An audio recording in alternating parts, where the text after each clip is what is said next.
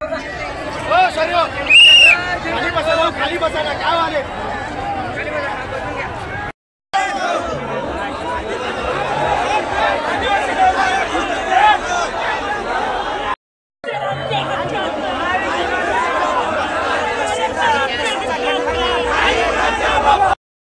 आम्हाला या इथल्या समाजाची जाणीव आहे।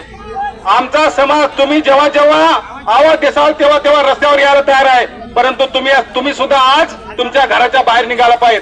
तुम्ही तुमची लढाई रस्त्यावर करायला पाहिजे, तुमची लढाई त्या मंत्रालयामध्ये करायला पाहिजे, तुमची लढाई त्या विधानसभेमध्ये करायला पाहिजे। आणि त्यामध्ये जर तुम्ही पहिले फेल झाला तर सगळ्यात पहिला काटा तुमचा काढला जाईल। बरोबर आहे का नाही? जर आपल्या समाजातला माणूस जर आपल्या समाजाची बाजू घेत नसेल तर पहिल्यांदा बंदोबस्त आपल्या समाजाच्या माणसाचा करावा लागेल। बरोबर आहे का नाही?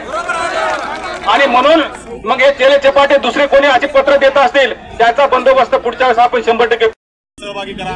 तर बिलकुल नाही, ते काय निकष तुम्ही पूर्ण करू शकत नाही। VJNTचं तुम्हाला मंडल कमिशननुसार जे काही 3% स्वतंत्र आरक्षण मिळालेलं आहे ते तुम्ही शांतपणाने त्याचाच लाभ घेतला पाहिजे। आणि यावर तुम्ही कुठली घुसखोरी न करता नेत्यांच्या याच्यामध्ये न येता तुम्ही शांतता भंग करू नये एवढी विनंती करतो आणि आदिवासी घुसखोरी करण्याचा प्रयत्न करू नये।